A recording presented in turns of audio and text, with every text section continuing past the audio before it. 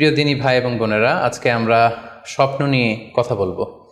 ইসলামে স্বপ্নের গুরুত্ব এবং তাৎপর্যের ব্যাপারে আমরা প্রায়ই অনেকের কাছ থেকে শুনে থাকি যে তারা ভয়ঙ্কর কিছু স্বপ্ন দেখে থাকেন, এবং অনেকে স্বপ্ন দেখে এই স্বপ্নের ব্যাখ্যা কি হতে পারে বা তাবির কি হতে পারে সেটি জানবার জন্য অনেক সময় আমাদের শরণাপন্ন হন, বা অনেক মানুষ অনেক ধরনের স্বপ্ন দেখে থাকেন। এ ব্যাপারে আমাদের কাছে ওনারা জানতে চান যে এই স্বপ্নের মানে কি, এটার তাৎপর্য কি, এটা অর্থবহ কিনা, বা তাদের কি করা উচিত। তো সেজন্য আজকে আমরা এই স্বপ্ন নিয়ে the significance of dream in Islam এই ব্যাপারে বিস্তর আলোচনা করবার চেষ্টা করব। আমা তাওফিকি ইল্লা বিল্লাহ। আজকে বেসিকলি স্বপ্নের ব্যাপারে আমরা 10টি পয়েন্টে কথা উপস্থাপন করবার চেষ্টা করব। সেগুলো হচ্ছে, প্রথমে আমরা জানবো স্বপ্নের গুরুত্ব ও তাৎপর্যের ব্যাপারে, তারপর জানবো স্বপ্নের প্রকারভেদ, ভালো স্বপ্ন দেখলে করণীয়, খারাপ স্বপ্ন দেখলে করণীয়, তারপর কোন ধরনের স্বপ্নের ব্যাখ্যা প্রয়োজন এবং কোন স্বপ্নের ব্যাখ্যা প্রয়োজন নেই, সত্য স্বপ্নের আলামত অথবা কিভাবে বুঝবো যে আমার স্বপ্নটা অর্থবহ কিনা, স্বপ্নের ব্যাপারে কিছু ইসলামী দিক নির্দেশনা, স্বপ্নে আল্লাহ রাসূল সাল্লাল্লাহু আলাইহি সাল্লামকে দেখা প্রসঙ্গে, যুগে যুগে স্বপ্ন ব্যাখ্যায় কারা পারদর্শী ছিলেন, এবং সবশেষে কোরআন সুন্নাহর আলোকে বিভিন্ন প্রতীক বা চিহ্নের দিকে খেয়াল রেখে স্বপ্নের ব্যাখ্যা। এই 10টি পয়েন্টে আজকে আমরা স্বপ্ন নিয়ে আলোচনা করার চেষ্টা করব ইনশাআল্লাহ। আমরা সাধারণত অনেকে মনে করে থাকি যে স্বপ্ন হচ্ছে নিছক একটি স্বপ্ন বা এটা কল্পনাপ্রসূত বিষয়। মুমিনের জীবনে বা বিশ্বাসীর জীবনে স্বপ্ন শুধু নিছক স্বপ্ন নয়, বরং এটা মুমিন জীবনে অনেক অর্থবহ এবং তাৎপর্যপূর্ণ। মুমিন জীবনে এটা একটা ভালো স্বপ্ন হতে পারে আল্লাহ তাআলার পক্ষ থেকে কোনো ধরনের সুসংবাদ কিংবা দিক নির্দেশনা, কিংবা হতে পারে বান্দার প্রতি সতর্কবাণী। একচোখা বস্তুবাদীরা বলে থাকে আমরা যখন ঘুমাই তখন মস্তিষ্ক আমাদের স্মৃতিগুলো নিয়ে নাড়াচাড়া করে, আমাদের স্মৃতিগুলোকে পুনর্বিন্যাস করে, আর সেটাই আমাদের কাছে স্বপ্ন হিসেবে ধরা দেয়। অর্থাৎ তারা বলতে চায় যে স্বপ্ন হচ্ছে ঘুমের ঘোরে আমাদের দৈনন্দিন জীবনে ঘটে যাওয়া আমাদের চিন্তা বা ভাবনার প্রতিচ্ছবি। কিন্তু ইসলামের দৃষ্টিতে স্বপ্ন শুধু আমাদের চিন্তা ভাবনার প্রতিচ্ছবি নয়, এটা হতে পারে আল্লাহ তাআলার পক্ষ থেকে সুসংবাদ, হতে পারে গ্ল্যাড টাইডিংস কিংবা সতর্কবাণী। তাই এই স্বপ্নের ব্যাপারে আমাদেরকে খুব ভালো ধারণা রাখা উচিত। শুরুতে আমরা বলবো যে এর গুরুত্ব এবং তাৎপর্য কতটুকু। স্বপ্ন হচ্ছে নবুয়তের সূচনা। নবুয়তের সূচনা হয়েছিল স্বপ্নের মাধ্যমে। আল্লাহ রাসূল সাল্লাল্লাহু আলাইহি ওয়াসাল্লাম যখন নবী হিসেবে অফিসিয়ালি অ্যাসাইন্ড হন, তার আগে তিনি টানা 6 মাস স্বপ্ন দেখেছেন, যেটা সহিহ বুখারীতে এসেছে। আউয়ালু মা বুদিআ বিহি রাসূলুল্লাহি সাল্লাল্লাহু আলাইহি ওয়াসাল্লাম আর-রুইয়া আস-সাদিকা ফিন-নাওম। রাসূল সাল্লাল্লাহু আলাইহি ওয়াসাল্লামের কাছে ওহী বা রেভেলেশনের সূচনা হয়েছিল স্বপ্নের মাধ্যমে। ফাকানা লা ইয়ারা রুইয়া ইল্লা জাআত মিসলা ফালাকিস সুবহি। আর রাতে স্বপ্নে রাসূল সাল্লাল্লাহু আলাইহি ওয়াসাল্লাম যা দেখতেন, দিনের বেলা সেটা প্রভাতের সূর্য কিরণের ন্যায় রাসূল সাল্লাল্লাহু আলাইহি ওয়াসাল্লামের কাছে সুস্পষ্ট হয়ে যেত। অর্থাৎ যা তিনি রাতে দেখতেন স্বপ্নে, দিনের বেলা সেটাই হুবহু ঘটে যেত। তো এই হাদিস থেকে আমরা বুঝতে পারি যে স্বপ্ন হচ্ছে ওহীর সূচনা, অর্থাৎ ওহীর সূচনাটা হয়েছিল স্বপ্নের মধ্য দিয়ে। পাশাপাশি আমরা জানি যে ইব্রাহিম আলাইহিস সালাম উনি স্বপ্নে দেখেছিলেন যে উনি ওনার কলিজার টুকরো সন্তান ইসমাঈল আলাইহিস সালামকে জবাই করছেন, যেটা সূরাতুস সাফফাতের 102 নম্বর আয়াতে আল্লাহ তাআলা আমাদেরকে বলছেন। ইব্রাহিম আলাইহিস সালাম বলেছিলেন, ইয়া বুনাইয়া ইন্নী আরা ফিল মানামি আন্নী আযবাহুক ফানজুর মাযা তারা। অর্থাৎ, হে আমার সন্তান ইসমাইল, আমি স্বপ্নে দেখেছি যে আমি তোমাকে জবাই করছি, এখন তোমার অভিমত কি, তোমার অপিনিয়ন কি? সাইয়েদনা ইসমাঈল আলাইহিস সালাম বলেছিলেন, ইফআল মা তুমার সাতাজিদুনি ইনশাআল্লাহু মিনাস সাবিরিন। মানে বাবা, আপনি স্বপ্নে যা দেখেছেন আপনি সেটাই করেন, আপনি আমাকে ধৈর্যশীলদের অন্তর্ভুক্ত পাবেন। ছেলের এই মন্তব্য শুনে সাইয়েদনা ইব্রাহিম আলাইহিস সালাম একটি ধারালো ছুরি নিয়ে সাইয়েদনা ইসমাঈল আলাইহিস সালামকে শুইয়ে দিয়ে জবাই করতে শুরু করলেন। তো এই ঘটনা থেকে বোঝা যায় নবীদের স্বপ্ন এটা সাধারণ কোনো স্বপ্ন নয়, এটা ওহীর অন্তর্ভুক্ত। নবীদের স্বপ্ন যদি নিছক স্বপ্নই হতো, তাহলে একটা স্বপ্নের উপর ভিত্তি করে সাইয়েদনা ইব্রাহিম আলাইহিস সালাম ওনার সন্তানকে জবাই করার জন্য উদ্যত হতেন না। তার মানে বোঝা গেল নবীদের স্বপ্ন হচ্ছে এটা মিন ওয়াহিল্লাহ, এটা আল্লাহ তাআলার পক্ষ থেকে নবীদের প্রতি ওয়াহি। পাশাপাশি আল্লাহ রাসূল সাল্লাল্লাহু আলাইহি ওয়াসাল্লাম যখন মক্কার কাফিরদের দ্বারা অত্যাচারিত হয়ে মদিনায় হিজরত করেছিলেন, মদিনায় যাওয়ার প্রায় 6 বছর পরে 6ষ্ঠ হিজরিতে তিনি স্বপ্ন দেখলেন যে তিনি আবার মক্কায় ফিরে গিয়েছেন।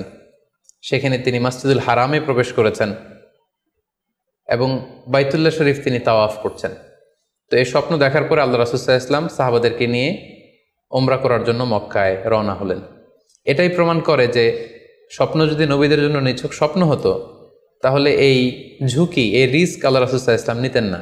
কিন্তু এই ঝুঁকি নিয়েও তিনি ওমরা করতে গিয়েছিলেন, যদিও সে বছর তিনি ওমরা করতে পারেননি, ওনাকে ফিরে আসতে হয়েছিল। তৎপরবর্তী বছর অর্থাৎ 7ম হিজরিতে তিনি এই ওমরাটি সম্পাদন করেছিলেন।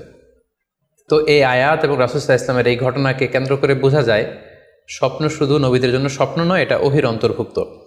সূরাতুল ফাতিহা আল্লাহ তাআলা ইরশাদ করছেন, লাকাদ সাদাকাল্লাহু রাসূলাহুর রুইয়া বিল হক লা তাদখুলুন্নাল মাসজিদাল হারামা ইনশাআল্লাহ। অর্থাৎ আল্লাহ তাআলা আপনার স্বপ্নকে হে নবী অবশ্যই সত্যায়ন করবেন এবং অচিরে ইনশাআল্লাহ আপনি মসজিদুল হারামে উমরা করার জন্য প্রবেশ করবেন। তাহলে প্রথমে আমরা জানলাম যে নবীদের কাছে ওহীর সূচনা, বিশেষ করে রাসূল সাল্লাল্লাহু আলাইহি ওয়াসাল্লামের কাছে ওহীর সূচনা হয়েছিল স্বপ্নের মধ্যে দিয়ে। এরপর আমরা জানলাম নবীদের স্বপ্ন নিছক স্বপ্ন নয়, এটা ওহীর অন্তর্ভুক্ত। এই পর্যায়ে আমরা জানব যে বিশ্বাসীদের জন্য, যারা মুমিন, তাদের জন্য স্বপ্নের গুরুত্ব কতটুকু। সেক্ষেত্রে আমরা সহিহ বুখারীর একটা হাদিস উল্লেখ করতে পারি, যেখানে আল্লাহ রাসূল সাল্লাল্লাহু আলাইহি ওয়াসাল্লাম বলেছেন, লাম ইয়াবকা মিনান নবুওয়াতি ইল্লাল মুবাশশিরাত। অর্থাৎ নবুয়ত আর পৃথিবীতে নেই, নবী হওয়ার সুযোগ আর পৃথিবীতে নেই, নবুয়ত বন্ধ হয়ে গিয়েছে। কিন্তু আল্লাহ তাআলার পক্ষ থেকে মুবাশশিরাত কিন্তু বন্ধ হয়নি, মুবাশশিরাত আসবে। সাহাবা জিজ্ঞেস করলেন, ওমাল মুবাশশিরাত, হে আল্লাহ রাসূল মুবাশশিরাত কি? আল্লাহ রাসূল সাল্লাল্লাহু আলাইহি ওয়াসাল্লাম বললেন, আর রুইয়া আস-সালেহা। মুবাশশিরাত হচ্ছে সত্য স্বপ্ন। বিশ্বাসীরা যখন রাত্রিবেলা সত্য স্বপ্ন দেখবে, বিশ্বাসীদের জন্য সত্য স্বপ্ন বা সুন্দর স্বপ্ন নিছক স্বপ্ন নয়, এটা আল্লাহ তাআলার পক্ষ থেকে গ্ল্যাড টাইডিংস, সুসংবাদ হতে পারে অথবা সতর্ক করা হতে পারে। এমনকি আল্লাহ রাসূল সাল্লাল্লাহু আলাইহি সাল্লাম বলেছেন যে ভালো স্বপ্ন হচ্ছে নবুয়তির 46 ভাগের 1 ভাগ। সহিহ বুখারীতে এসেছে, আল্লাহর হাবিব সাল্লাল্লাহু আলাইহি ওয়াসাল্লাম ইরশাদ করেন, আর রুইয়া আস-সালিহা জুজউন মিন 46 জুজআন মিনান নবুওয়া। অর্থাৎ ভালো স্বপ্ন বা সত্য স্বপ্ন নবুয়তির 46 ভাগের 1 ভাগ। Could you imagine that? কি করে একজন বিশ্বাসী স্বপ্ন নবুয়তির 46 ভাগের 1 ভাগ হতে পারে? তার মানে মুমিনের স্বপ্ন, একজন বিশ্বাসীর স্বপ্নকে আল্লাহ তাআলা অনেক বেশি গুরুত্ব দিয়েছেন। এটা শুধু স্বপ্ন নয়, এটা হতে পারে আল্লাহ তাআলার পক্ষ থেকে একটা গাইডেন্স, হতে পারে কোনো গ্ল্যাড টাইডিংস, সুসংবাদ, হতে পারে কোনো সতর্কতা বাণী। এজন্য এই স্বপ্নকে, বিশ্বাসীদের স্বপ্নকে আল্লাহ রাসূল সাল্লাল্লাহু আলাইহি ওয়াসাল্লাম নবুয়তির 46 ভাগের 1 ভাগ বলে উল্লেখ করেছেন।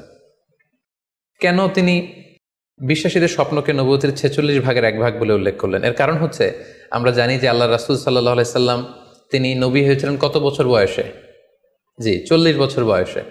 এবং তিনি পৃথিবী থেকে ইন্তেকাল করেছিলেন 63 বছর বয়সে। অর্থাৎ ওনার নবুয়তির পুরো ডিউরেশনটা ছিল 23 বছর। তাহলে নবুয়তির সময়সীমা ডিউরেশন ছিল 23 বছর। আর নবুয়তি প্রাপ্তির আগে তিনি টানা 6 মাস শুধু স্বপ্ন দেখতেন। তাহলে এই 6 মাসকে যদি আমরা 23 বছর দিয়ে 23 বছরের উপর ভাগ করি, তাহলে এটা 46 ভাগের 1 ভাগ হয়। এবং সে কারণে আল্লাহ রাসূল সাল্লাল্লাহু আলাইহি সাল্লাম সত্য স্বপ্নকে নবুয়তির 46 ভাগের 1 ভাগ বলে ঘোষণা করেছেন। এই পর্যায়ে আমরা জানবো স্বপ্নের প্রকার ভেদের ব্যাপারে। খুব সোজা সাপটা যদি বলতে হয়, তাহলে বলতে হবে যে স্বপ্ন হচ্ছে 3 প্রকার। একটা হচ্ছে আল্লাহ তাআলার পক্ষ থেকে, যেটা আল্লাহ দেখান। আরেকটি হচ্ছে শয়তানের পক্ষ থেকে, যেটি শয়তান মানুষকে দেখায়। আরেকটি হচ্ছে নিজের পক্ষ থেকে, অর্থাৎ সারাদিন আপনি যেটা নিয়ে কনসার্নড, সারাদিন আপনি আপনার চিন্তা ভাবনার মধ্যে যেই জিনিসটাকে স্থান দেন, সেটাই আপনি রাত্রিবেলা দেখেন। অর্থাৎ দিনের বেলা হয়তো কেউ খেলাধুলা নিয়ে খুব ব্যস্ত, সে খুব ফুটবল পছন্দ করে, সারাদিন ফুটবল খেলে। দেখা যাবে যে রাতের বেলাও সে স্বপ্নে দেখছে যে সে ফুটবল খেলছে, অথবা স্টেডিয়ামে যে সে ফুটবল খেলা দেখছে। দিনের বেলা হয়তো সে বাজারে যে ব্যবসা বাণিজ্য করে, রাতেও হয়তো দেখা যাচ্ছে সে যে জিনিসপত্র কিনছে, দরদাম করছে। সো এটা তার পক্ষ থেকে। তাহলে বেসিকলি স্বপ্ন হচ্ছে 3 ধরনের, একটা আল্লাহর পক্ষ থেকে, একটা শয়তানের পক্ষ থেকে, আরেকটা হচ্ছে নিজের পক্ষ থেকে, যেটা আমরা সহিহ মুসলিমের একটি বর্ণনা থেকে জানতে পারি, যেখানে আল্লাহ রাসূল সাল্লাল্লাহু আলাইহি ওয়াসাল্লাম ইরশাদ করছেন, আর রুইয়া সালাসা, স্বপ্ন হচ্ছে 3 ধরনের। ফারুইয়া আস-সালিহা বুশরা মিনাল্লাহ, যেটা ভালো স্বপ্ন সেটা হয় আল্লাহর পক্ষ থেকে। ওয়া রুইয়া তাহজিনুন মিনাশ শাইতান, আরেকটা স্বপ্ন থাকে যেটা শয়তানের পক্ষ থেকে, সেটা ভয় দেখানো হয়। ভয়ঙ্কর যদি কোনো দুঃস্বপ্ন দেখে থাকেন, তাহলে এটা আল্লাহর পক্ষ থেকে নয়, এই স্বপ্নটা শয়তানের পক্ষ থেকে। আরেকটি হচ্ছে রুইয়া মিম্মা ইউহাদ্দিসুল মারউ নাফসাহু, আরেকটি স্বপ্ন ব্যক্তি সে নিজের সাথে নিজে স্বপ্নে হয়তো কথা বলে বা এমন কিছু দেখে যেটা সুসংবাদও নয়, যেটা ভয়ঙ্করও কিছু নয়, বরং সারাদিন সে যে বিষয়টি নিয়ে চিন্তা ভাবনা করতো রাতে সেটার একটা প্রতিচ্ছবি, সেটাই সে দেখতে পাচ্ছে। এটা হচ্ছে নিজের পক্ষ থেকে স্বপ্ন। তাহলে খুব সহজে আমরা এভাবে বলতে পারি যে স্বপ্ন তিন প্রকার, একটা হচ্ছে রাহমানি, আর একটা হচ্ছে শাইতানি, আর একটা হচ্ছে নাফসানি। আই রিপিট, আমি আবার বলছি, স্বপ্নের প্রথম প্রকার হচ্ছে রাহমানি, দ্বিতীয় প্রকার হচ্ছে শাইতানি, তৃতীয় প্রকার হচ্ছে নাফসানি। যেটা রাহমানি সেটা রহমানের পক্ষ থেকে আল্লাহ দেখান, আর যেটা শয়তানি সেটা শয়তানের পক্ষ থেকে শয়তান ভীতিকর পরিবেশ তৈরি করার জন্য বা ভয় দেখানোর জন্য যেটা দেখায়। আরেকটা হচ্ছে নাফসানি, যেটাকে বলা হয় আদগাস ও আহলাম, যেটার কোনো মিনিং হয় না, অর্থাৎ নিজের পক্ষ থেকে নিজের চিন্তা ভাবনার প্রতিচ্ছবি। তাহলে শুরুতে আমরা জানবার চেষ্টা করব যে রাহমানি, যেটাকে আরবিতে বলা হচ্ছে রুইয়া বা রুইয়া সাদেকা বা সালেহা, সেটা কি, এবং সেটা যদি আমরা দেখি সেক্ষেত্রে আমাদের করণীয় কি। এক্ষেত্রে আমরা সহিহ বুখারীর একটি হাদিসকে উল্লেখ করতে পারি, যেখানে আল্লাহ রাসূল সাল্লাল্লাহু আলাইহি ওয়াসাল্লাম ইরশাদ করেছেন, ইযা রাআ আহাদুকুম রুইয়া ইউহিব্বুহা, তোমাদের কেউ যদি কোনো স্বপ্ন দেখে যে স্বপ্নটা সে পছন্দ করে, মানে স্বপ্নটা দেখে he feels good or she feels good, তার ভালো লাগছে, তাহলে বুঝতে হবে ফা ইন্নামা হিয়া মিনাল্লাহ, এই স্বপ্নটা আল্লাহর পক্ষ থেকে, এটা সাধারণ স্বপ্ন নয়, এটা খুবই অর্থবহ স্বপ্ন। তখন সে কী করবে? ফালিয়াহমাদিল্লাহ আলাইহা, সে তখন এই সুন্দর স্বপ্ন দেখার কারণে আল্লাহ শুকরিয়া করবে, ওয়াল ইউহাদ্দিস বিহা, এবং চাইলে সে এই স্বপ্নের কথা মানুষের কাছে বর্ণনা করতে পারে বা শেয়ার করতে পারে। তাহলে সহিহ বুখারীর এই হাদিসের ভাষ্য অনুযায়ী আমরা যেটা বুঝলাম, আমরা যদি ভালো কোনো স্বপ্ন দেখি তাহলে তিনটি কাজ করা যেতে পারে। প্রথমত আল্লাহর প্রশংসা করা, যেহেতু আমি ভালো একটি স্বপ্ন দেখেছি, আল্লাহর শুকরিয়া বা প্রশংসা আমরা করতে পারি। দ্বিতীয়ত চাইলে সুসংবাদ হিসেবে এই স্বপ্নটা আমি কারোর সাথে শেয়ার করতে পারি। আর তিন নাম্বার হচ্ছে এমন ব্যক্তিকে আমি শেয়ার করব যে আমাকে ভালোবাসে বা যে আমার শুভাকাঙ্ক্ষী, তা না হলে আমি হিংসার শিকার হতে পারি। কারণ আন-নি'মাতু মাহসুদা, যে কোনো ধরনের নেয়ামতি, আপনি যদি আল্লাহর কোনো বিশেষ মার্সি, ব্লেসিংস বা নেয়ামত পেয়ে ধন্য হন, এটা সবার ভালো নাও লাগতে পারে, এটা সবার অন্তরে সহ্য নাও হতে পারে, ফলে আপনি হিংসার শিকার হতে পারেন। সো ভালো স্বপ্ন দেখলে আপনি চাইলে কারোর কাছে শেয়ার করতে পারেন, সেক্ষেত্রে সে যদি আপনার শুভাকাঙ্ক্ষী হয় বা আপনাকে পছন্দ করে, আপনাকে ভালোবাসে, এরকম কাছের কারোর সাথে আপনি শেয়ার করতে পারেন। আমরা সবাই নিঃসন্দেহে এরকম ভালো ভালো স্বপ্ন দেখতে চাই, আমরা কেউই ভয়ঙ্কর কোনো স্বপ্ন দেখতে চাই না। আমরা নিঃসন্দেহে এমন স্বপ্ন দেখতে চাই রাতের বেলায় যে এই স্বপ্নে আল্লাহ তাআলার পক্ষ থেকে আমাদের জন্য দিক নির্দেশনা থাকবে, অথবা কোনো সুসংবাদ থাকবে, কিংবা থাকবে আগাম কোনো সতর্কতা বাণী। এ জাতীয় ভালো স্বপ্ন যদি আমরা দেখতে চাই তাহলে আমাদের কি করা উচিত? সেক্ষেত্রে সর্বপ্রথম আমাদের যেটা করতে হবে, আমাদেরকে সত্যবাদী হতে হবে। সাধারণত সত্যবাদীদের স্বপ্ন সত্য হয়ে থাকে। যেখানেই সত্য সেখানেই যেন আমার অবস্থান হয়, আমি যেন সবসময় সত্যের পক্ষে থাকি। দুই নম্বর হচ্ছে আকলুল হালাল, আমাকে হালাল খেতে হবে। যারা হালাল খায় তাদের স্বপ্ন সাধারণত সত্য হয় এবং অর্থবহ স্বপ্ন হয়। পাশাপাশি আল্লাহ তাআলার দেয়া যে আদেশ নিষেধ সেগুলো আমাকে মেনে চলতে হবে। 4 নম্বরে রাত্রিবেলা আমি যখন ঘুমাবো আমাকে অজু করে ঘুমাতে হবে। ওই ইয়ানামু আলা তাহারা, পবিত্রতার সাথে যদি কেউ ঘুমায় তাহলে অজু করে ঘুমালে রাতে সে যে স্বপ্ন দেখবে সাধারণত সে স্বপ্নটি সত্য হয়। যদি সম্ভব হয় ক্যাবলামুখী হয়ে শোয়া, ক্যাবলামুখী হয়ে আমরা শুতে পারি। এই বিষয়গুলো যদি আমরা এনশিওর করতে পারি, অর্থাৎ সত্যবাদী হওয়া, হালাল খাবার খাওয়া, আল্লাহর দেয়া বিধিনিষেধ সবসময় মেনে চলবার চেষ্টা করা, রাত্রিবেলা অজু অবস্থায় ঘুমানোর অভ্যেস করা, পাশাপাশি ক্যাবলামুখী হয়ে শোয়ার চেষ্টা করা, এই বিষয়গুলো যদি আমরা মেনটেন করার চেষ্টা করি তাহলে আমরা যে স্বপ্নগুলো দেখব সেগুলো সত্য স্বপ্ন হবে বলে আমরা আশা করি। প্রিয় সুধী, এবারে আমরা জানব স্বপ্নের দ্বিতীয় প্রকারের ব্যাপারে, অর্থাৎ যেটাকে আরবিতে বলা হচ্ছে হলম, বা আমরা বলেছি শয়তানি, যেটা শয়তানের পক্ষ থেকে আসে। সেক্ষেত্রে শয়তান এটা সাধারণত মানুষকে ভয় দেখানোর জন্য, ঘুমের মধ্যে তার কোনো অকল্যাণ করার জন্য যে স্বপ্নটা দেখায়, এটা হচ্ছে শয়তানি। সেক্ষেত্রে সহিহ মুসলিমের একটি হাদিসের কথা আমরা এখানে উল্লেখ করতে পারি। সেখানে আল্লাহ রাসূল সাল্লাল্লাহু আলাইহি ওয়াসাল্লাম বলেছেন, আর রুইয়া মিনাল্লাহ, ভালো স্বপ্ন হচ্ছে আল্লাহর পক্ষ থেকে, ওয়াল হুলমু মিনাশ শাইতান, আর খারাপ স্বপ্ন হচ্ছে শয়তানের পক্ষ থেকে। এখন কেউ যদি আমরা এই ভয়ঙ্কর স্বপ্ন রাতে দেখে ফেলি, যেটাকে আমরা নাইট মেয়ার বলি বা হরর ড্রিম বলি, ভয়ঙ্কর স্বপ্ন বা দুঃস্বপ্ন, যেটা দেখে আমরা খুব হাঁপিয়ে উঠি, আমাদের শ্বাস প্রশ্বাসের গতিবিধি বেড়ে যায়, আমরা খুব ভয় পাই, প্রচণ্ড ভয়ে আমরা আঁতকে উঠি এবং ঘুম ভেঙে যায় আমাদের। এরকম ভয়ঙ্কর স্বপ্ন যদি আমরা দেখি তখন আমরা কি করব? এ ব্যাপারে কি ইসলামের কোনো দিক নির্দেশনা আছে? হ্যাঁ, অবশ্যই দিক নির্দেশনা আছে। সেক্ষেত্রে আমরা সহিহ মুসলিমের একটি হাদিস উল্লেখ করতে পারি এখানে, যেখানে আল্লাহ রাসূল সাল্লাল্লাহু আলাইহি ওয়াসাল্লাম বলেছেন, ইযা রাআ আহাদুকুম আর-রুইয়া ইয়াকরাহুহা, তোমাদের কেউ যদি রাতে এমন কোনো স্বপ্ন দেখে যেটা সে অপছন্দ করে, মানে ভয়ঙ্কর, ভীতিকর দুঃস্বপ্ন যদি সে দেখে, তাহলে ফাল ইয়াবসুক আন ইয়াসারিহি সালাসান, সে যেন তার বাম দিকে 3 বার থুতু ফেলে। ওয়াল ইস্তাইয বিল্লাহি মিনাশ শাইতানি সালাসান, আর সে যেন শয়তানের ব্যাপারে আল্লাহ তাআলার কাছে 3 বার পানাহা চায় বা আশ্রয় প্রার্থনা করে। ওয়াল ইয়াতাহাওয়াল আন জামবিহি আল্লাযী কানা আলাই, আর যে পাশে হয়ে সে শুয়েছিল সে পাশ চেঞ্জ করে অন্য পাশ হয়ে যেন সে ঘুমায়। সুবহানাল্লাহি বিহামদি, কত চমৎকার দিক নির্দেশনা। এবং সুনানে ইবনু মাজায় আরও একটি সহিহ হাদিস আমরা এখানে উল্লেখ করতে পারি, যেখানে আল্লাহ রাসূল সাল্লাল্লাহু আলাইহি ওয়াসাল্লাম বলেছেন, ইযা রাআ আহাদুকুম রুইয়া ইয়াকরাহুহা, কেউ যদি রাতে খারাপ বা ভয়ঙ্কর কোনো স্বপ্ন দেখে, ফালিয়াতাহাওয়াল, সে যেন তার বিছানা চেঞ্জ করে নেয়, জায়গা চেঞ্জ করে নেয়। অর্থাৎ সে যে বিছানায় শুয়েছিল সেখানে না, সে অন্য কোথাও শোবে, অথবা যেই টার্নে শুয়েছিল অন্য টার্নে চলে যাবে, ডানে হলে বায়ে, বায়ে হলে ডানে। ওয়াল ইয়াতফুল আন ইয়াসারিহি সালাসান, এবং তার বাম দিকে যেন সে 3 বার থুতু ফেলে। ওয়াল ইয়াসআলিল্লাহ মিন খায়রিহা ওয়াল ইয়াতাআওয়ায মিন শাররিহা, এবং সে যেন এই স্বপ্নের ভালো দিকটা আল্লাহ তাআলার কাছে কামনা করে, এবং এই স্বপ্নের মন্দ বা অকল্যাণকর দিক থেকে যেন সে আল্লাহ তাআলার কাছে পানাহা চায়। সম্মানিত সুধীমণ্ডলী, এই হাদিস দুটির আলোকে আমরা বুঝতে পারি যে কেউ যদি হরর ড্রিম বা নাইটমেয়ার, যেটাকে আমরা দুঃস্বপ্ন বা ভয়ঙ্কর স্বপ্ন বলছি, এই ধরনের স্বপ্ন অনেকেই দেখে থাকে এবং আমাদের কাছে প্রায়ই বলে যে সে দুঃস্বপ্ন দেখে রাতের বেলা, ভয়ে সে ভড়কে যায়, আতকে ওঠে, ঘুম ভেঙে যায়। এ জাতীয় দুঃস্বপ্ন যদি আপনারা কেউ দেখেন, সেক্ষেত্রে এই হাদিসের আলোকে আমরা বলতে পারি যে আপনি 6টি কাজ করবেন। 1 নম্বর হচ্ছে আপনি বাম দিকে 3 বার থুতু ফেলবেন। 2 নম্বর হচ্ছে 3 বার আপনি তাআউয পড়বেন, অর্থাৎ আপনি পড়তে পারেন আউযু বিল্লাহি মিনাশ শাইতানির রাজিম, অর্থাৎ হে আল্লাহ, আমি বিতাড়িত শয়তানের ব্যাপারে আপনার কাছে পানাহা চাচ্ছি।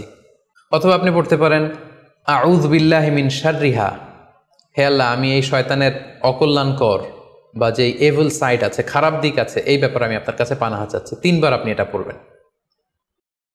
3 নম্বরে আপনি যদি আপনার ঘুমকে আবারও কন্টিনিউ করতে চান, তাহলে বা দিকে থেকে যদি স্বপ্ন দেখেন, তাহলে আপনি ডান দিকে টার্ন করবেন। আপনি ডান কাতে ঘুমাচ্ছিলেন এরকম যদি হয়, তাহলে বাম দিকে আপনি সরে যাবেন, অথবা যেখানে শুয়েছিলেন ওই জায়গাটা চেঞ্জ করে অন্য কোথাও শোবেন। 4 নাম্বার হচ্ছে আপনি যদি ঘুম আর কন্টিনিউ করতে না চান, তাহলে আপনি অজু করে ফেলবেন। তাৎক্ষণিক আপনি আপনার ঘুম যদি আপনি কন্টিনিউ করতে না চান, অজু করে ফেলবেন এবং 2 রাকাত সালাত আদায় করবেন। 5 নাম্বার হচ্ছে এই স্বপ্ন আপনি কারোর সাথে শেয়ার করবেন না। এ ব্যাপারে আমরা সামনে বিস্তারিত বলছি। ভয়ঙ্কর স্বপ্ন দেখলে সাধারণত কারোর সাথে শেয়ার করবেন না। যদি শেয়ার করতে হয়, তাহলে প্রলিফিক স্কলার, ভালো আলেম, যার এলেম আছে, যার আমল আছে, এরকম লোক, কিংবা আপনার ওয়েল উইশার যারা আছে, আপনার শুভাকাঙ্ক্ষী, এরকম কারোর সাথে শেয়ার করতে পারেন। 6 নাম্বার, যদি সুযোগ হয় আপনি কিছু চ্যারিটি করে যেতে পারেন, দান করে যেতে পারেন, কারণ সাদাকাতু তারুদ্দুল বালা, দান করলে, চ্যারিটি করলে এটা মানুষের বিপদ বা বালা মুসিবতকে দূর করে দেয়। এ পর্যায়ে আমরা শুনবো স্বপ্নের 3 নম্বর প্রকারের ব্যাপারে, অর্থাৎ যেটাকে আমরা বলেছিলাম আদগাস ও আহলাম বা নাফসানি। এটা আল্লাহ তাআলাও দেখান না, যেটা শয়তানও ভয় দেখানোর জন্য দেখায় না, বরং এটা আমার চিন্তা ভাবনার প্রতিচ্ছবি। এটা সাধারণত অর্থহীন স্বপ্ন আমরা বলে থাকি, এটার কোনো অর্থ হয় না, বা আমার কল্পনা প্রসূত স্বপ্ন। সারাদিন আমি যেটা নিয়ে ভাবি, যেটা নিয়ে আমি কনসার্ন বা টেন্সড, ওইটাই আমি রাতের বেলায় দেখছি।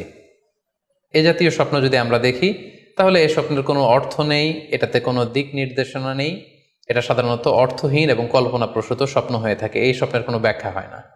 সম্মানিত সুধী, এ পর্যায়ে আমরা জানবো যে কোন স্বপ্নের ব্যাখ্যার প্রয়োজন হয় এবং কোন স্বপ্নের কোনো ব্যাখ্যার প্রয়োজন হয় না। সাধারণত ব্যাখ্যা প্রয়োজন হয় কি হয় না, এদিক থেকে স্বপ্ন 2 ধরনের। এক হচ্ছে সরিহ, মানে ডিরেক্ট ড্রিম, যেটা সুস্পষ্ট, অর্থাৎ রাতে আপনি যা স্বপ্নে দেখেছেন দিনের বেলা সেটাই ঘটতে দেখেছেন। আপনি রাতে স্বপ্ন দেখলেন আপনার কোনো একজন কাছের লোক মারা গিয়েছে, এরপরের দিন আপনি শুনলেন আসলেই সেই ব্যক্তিটি মারা গিয়েছে। অথবা রাতের বেলা আপনি কোনো একটা ঘটনা দেখলেন, তারপরের দিন সেই ঘটনাটাই আপনি ঘটতে দেখলেন।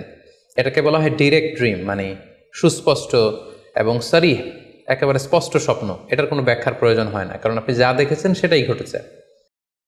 আরেকটা প্রকার হচ্ছে গয়রু সরিহ, মানে যেটা স্পষ্ট নয়, ইনডিরেক্ট ড্রিম, যেটা অস্পষ্ট। এটা হচ্ছে সিম্বলিক বা আইকনিক ড্রিম। আপনি এমন অস্পষ্ট আইকনিক বা এমন কিছু সিম্বল দেখেছেন রাতে ঘুমের ঘোরে স্বপ্নে, যেটা থেকে সুস্পষ্ট আসলে কিছু বোঝা যায় না, বরং এখানে একটা সিম্বল আছে, এখানে একটা প্রতীক আছে বা আইকন আছে।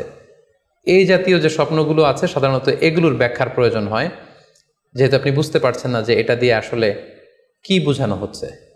সম্মানিত সুধী, এ পর্যায়ে আমরা জানার চেষ্টা করব যে সত্য স্বপ্নের আলামত কি কি, অর্থাৎ কিভাবে বুঝবো যে আমি যে স্বপ্নটা দেখেছি এই স্বপ্নটা সত্য কিনা বা অর্থবহ কিনা। অনেকে আমাদের কাছে জানতে চায় যে আমি এই স্বপ্নটা দেখেছি, এটা কি সত্য স্বপ্ন, এটা কি অর্থবহ স্বপ্ন, বা এটা কি আল্লাহর পক্ষ থেকে কোনো গাইডেন্সমূলক বা দিক নির্দেশনা বা সুসংবাদমূলক স্বপ্ন।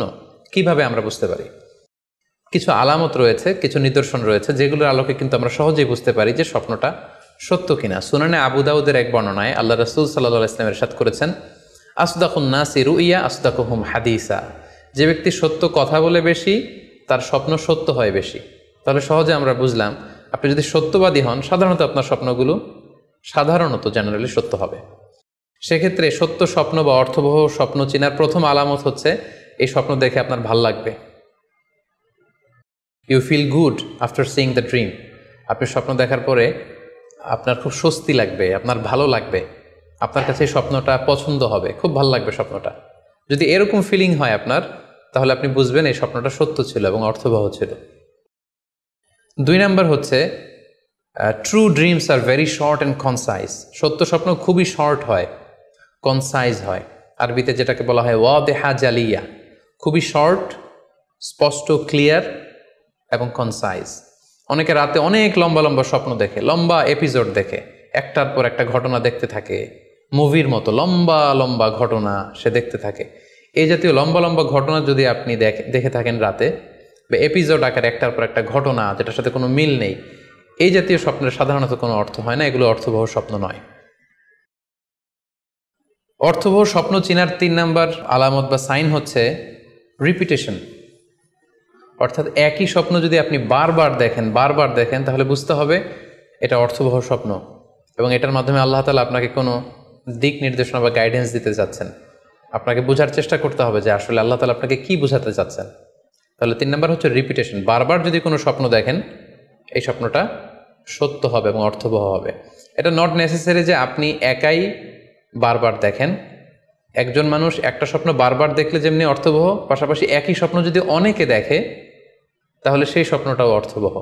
অর্থাৎ আপনি একটা স্বপ্ন প্রায় দিন দেখেন, তাহলে বোঝা যাচ্ছে এটা অর্থবহ স্বপ্ন। অথবা একটা স্বপ্ন অনেক লোক একসাথে দেখেছে, তারপরের দিন একে অপরের সাথে শেয়ার করে বোঝা গেল যে সবাই একই স্বপ্ন দেখেছে, তাহলে বোঝা যাবে এটা সাধারণ স্বপ্ন নয়, এটা অর্থবহ স্বপ্ন, মিনিংফুল স্বপ্ন।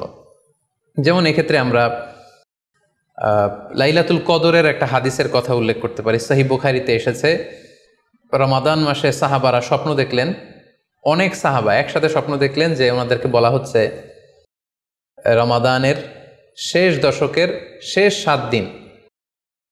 7 দিনের যে কোনো একদিন কদর হয়ে যেতে পারে। ওনারা সবাই এসে সাহাবা রিদওয়ানুল্লাহি তাআলা আলাইহিম আজমাইন আল্লাহ রাসূল সাল্লাল্লাহু আলাইহি ওয়াসাল্লামের কাছে বললেন, ইয়া রাসূলুল্লাহ, আমি স্বপ্নে দেখেছি যে বলা হচ্ছে কদরের জন্য রমজানের শেষ 7 দিনকে তালাশ করতে। আরেকজন এসে একই কথা বলল যে ইয়া রাসূলুল্লাহ, আমি দেখেছি রমজানের শেষ 7 দিনে কদর হতে পারে। তো এরকম অনেক সাহাবা যখন আল্লাহ রাসূল সাল্লাল্লাহু আলাইহি ওয়াসাল্লামের কাছে এসে এই ঘটনা বলল, তখন আল্লাহ রাসূল সাল্লাল্লাহু আলাইহি ওয়াসাল্লাম বললেন, আরা রুইয়াকুম কদ তাওয়াতাআত ফিস সাবঈল আওয়াখির, যে আমি দেখতে পেলাম যে তোমাদের স্বপ্নটা রমজানের শেষ 7 দিনের ব্যাপারে ঐকমত্য হয়েছে, একই ধরনের স্বপ্ন তোমরা সবাই দেখেছো, তাই তোমরা রমজানের শেষ দশকের শেষের 7 দিনে কদর তালাশ করো। রমজানের শেষ দশকের শেষ 7 দিনে কদর হয়ে যাওয়ার সম্ভাবনা বেশি। সেই বুখারীর এই হাদিসের আলোকে কিন্তু আমরা বুঝতে পারলাম যে একটি স্বপ্ন, একই ধরনের ঘটনা যদি অনেকে দেখে তাহলে এটা অর্থবহ। পাশাপাশি এক্ষেত্রে আমরা আজানের হাদিসটি উল্লেখ করতে পারি। আমরা এখন নামাজের আগে যে আজান দেয়া হয়, শুরুর দিকে কিন্তু সাহাবাদের আজানের পদ্ধতি জানা ছিল না। তখন সাহাবারা আল্লাহ রাসূল সাল্লাল্লাহু আলাইহি ওয়াসাল্লামের সাথে কনসাল্ট করছিলেন যে কিভাবে আজান দেওয়া যায়, অর্থাৎ কিভাবে ঘোষণা দেওয়া যায় সালাতের জন্য। একজন সাহাবা বলল, আমরা আগুন জ্বালিয়ে দিব, আগুনের ধোঁয়া দেখে মদিনার সবাই বুঝবে যে এখন সালাতের সময়, তো সবাই চলে আসবে। আরেকজন বলল, না, প্রতিদিন আগুন জ্বালানো এটা নিরাপদ না, বরং আমরা খ্রিস্টানদের মতো বেল বাজিয়ে দিব, একজন বেল রিঙ্গার রাখবো, যে ঘন্টা বাজালে ঘন্টার আওয়াজ শুনে খ্রিস্টানদের মতো চার্চে যেন লোকজন আসে, বাকিরা সবাই নামাজ পড়তে চলে আসবে। তো এক একজনের এক এক পরামর্শ শুনে আল্লাহ রাসূল সাল্লাল্লাহু আলাইহি ওয়াসাল্লাম কোনো সিদ্ধান্তে আসতে পারলেন না। তারপরের দিন একজন সাহাবা চমৎকার একটি স্বপ্ন দেখলেন। তিনি স্বপ্নে দেখলেন, ওনার নাম হচ্ছে আব্দুল্লাহ ইবনে যায়েদ ইবনে আব্দে রব্বি। উনি স্বপ্নে দেখলেন যে একজন লোক, খুব সম্ভবত ফেরেশতা হবেন, তার গায়ে দুইটা সবুজ রঙের জামা এবং তার হাতে বেল, ঘণ্টা। তখন তিনি ওনাকে জিজ্ঞেস করলেন, আপনি কি ঘণ্টা বিক্রি করেন? তখন স্বপ্নে সেই লোকটি বলল, ঘণ্টা দিয়ে তুমি কি করবে? তো সাহাবী বললেন যে ঘণ্টা দিয়ে আমরা নামাজের জন্য আহ্বান করব।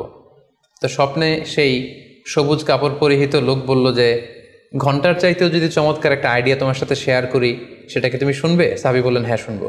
তখন তিনি বললেন, ঘণ্টা না বাজিয়ে তোমরা উঁচু একটা জায়গায় দাঁড়িয়ে আল্লাহু আকবার, আল্লাহু আকবার, আল্লাহু আকবার, আল্লাহু আকবার, আশহাদু আল্লা ইলাহা ইল্লাল্লাহ, আশহাদু আন্না মুহাম্মাদুর রাসূলুল্লাহ, এই বাক্যগুলো তোমরা বলবে। এই বাক্যগুলোর মধ্য দিয়ে আল্লাহর বরত্বের ঘোষণা হবে, রাসূল সাল্লাল্লাহু আলাইহি ওয়াসাল্লামের রিসালাতের ঘোষণা হবে, মানুষকে চমৎকার বাক্যে নামাজের দিকে ডাকাও হবে, ফলে লোকজন নামাজেও চলে আসবে। এই চমৎকার কথা শুনে সাহাবা তো অবাক হয়ে গেলেন, ওনার ঘুম ভেঙে গেল। উনি সকালবেলা আল্লাহ রাসূল সাল্লাল্লাহু আলাইহি ওয়াসাল্লামের কাছে এসে পুরো ঘটনা শোনালেন যে একজন লোককে আমি দেখলাম হাতে ঘণ্টা, আমি বললাম ঘণ্টা কিনবো সালাতের আহ্বানের জন্য, তিনি আমাকে এই কয়েকটা বাক্য শিখিয়ে বললেন ঘণ্টা না বাজিয়ে এই বাক্যগুলো দিয়ে আহ্বান করলে কেমন হয়। আল্লাহ রাসূল সাল্লাল্লাহু আলাইহি ওয়াসাল্লাম এই স্বপ্নের কথা শুনে তিনি অভিভূত হলেন। তিনি বললেন, তুমি ঠিকই দেখেছ, তুমি সঠিক স্বপ্ন দেখেছ। যেহেতু বেলালের কণ্ঠ খুব দরাজ, বেলালকে ডাকো, আমাদের ঘণ্টাও বাজানোর দরকার নেই, আগুন জ্বালানোর দরকার নেই, বেলালকে বাক্যগুলো মুখস্থ করিয়ে দাও। বেলাল মসজিদে নববীর পাশে দাঁড়িয়ে আওয়াজ করে এই আজান দিবে, এই ঘোষণা দিবে। এই আজান শুরু হলো। বেলাল রাদিয়াল্লাহু তাআলা আনহু একটা উঁচু জায়গায় দাঁড়িয়ে আল্লাহু আকবার, আল্লাহু আকবার বলে তিনি আজান দিতে শুরু করলেন। এই বাক্যগুলো শুনে সাইয়েদনা ওমরে ফারুক দৌড়াতে দৌড়াতে আল্লাহ রাসূল সাল্লাল্লাহু আলাইহি ওয়াসাল্লামের কাছে আসলেন। এসে বললেন, ইয়া রাসূলুল্লাহ, বেলাল এই বাক্যগুলো কোত্থেকে শিখেছে? গত রাতে তো আমি দেখেছি যে আমাকে একজন লোক বলেছে যে তোমরা এই বাক্যগুলোকে ব্যবহার করে লোকজনকে সালাতের জন্য আহ্বান করো। আল্লাহ রাসূল সাল্লাল্লাহু আলাইহি ওয়াসাল্লাম শুনে অবাক হলেন। অর্থাৎ ওই সাহাবী ঠিক যেমন স্বপ্ন দেখেছেন, ইসলামের দ্বিতীয় খলিফা সাইয়েদনা ওমরে ফারুক রাদিয়াল্লাহু তাআলা আনহু উনিও একই স্বপ্ন দেখেছেন। তার মানে একই স্বপ্ন যদি একাধিক লোকজন দেখে থাকে, সেটা যেমনি অর্থবহ, আবার আপনি একাও যদি একটি স্বপ্ন বারবার দেখেন, সেটাও অর্থবহ। আমরা আজান যে কিভাবে ইন্ট্রোডিউস হলো মুসলিম কমিউনিটির মধ্যে, এই হাদিসের আলোকে বুঝতে পারি যে কোনো স্বপ্ন আপনি বারবার দেখলে বা অনেকে একই স্বপ্ন দেখলে সে স্বপ্নটা অর্থবহ হবে। অর্থবহ স্বপ্ন দেখার 4 নম্বর সাইন হচ্ছে শেষ রাতের স্বপ্ন সাধারণত অর্থবহ হয়। অর্থাৎ লাস্ট 1/3 অফ দ্য নাইট, রাতের শেষাংশে যদি আপনি ফজরের আগ দিয়ে যে স্বপ্নটা মানুষ দেখে, সাধারণত এই স্বপ্নটা অর্থবহ হয়, এটা সত্য স্বপ্ন হয়। কারণ এই টাইমে আল্লাহ তাআলা প্রথম আকাশে নেমে আসেন বা মনোনিবেশ করেন এবং ডাকতে থাকেন, কার রিজিকের দরকার আমি রিজিক দেব, কার অর্থের দরকার আমি অর্থ এর ব্যবস্থা করে দেব, কার কি দরকার আমার কাছে চাও, অসুস্থরা আমি তাদেরকে সুস্থ করে দেব।